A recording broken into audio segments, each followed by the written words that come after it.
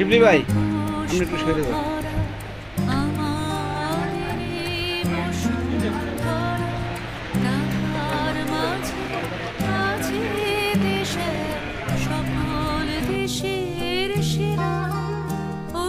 স্বপ্ন দিয়ে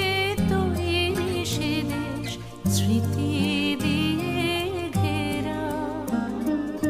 এমন দেশটি কোথাও খুঁজে পাবে না কো তুমি ও সে সকল দেশের রানী সেজে আমার জন্মভূমি সে যে আমার জন্মভূমি সে যে আমার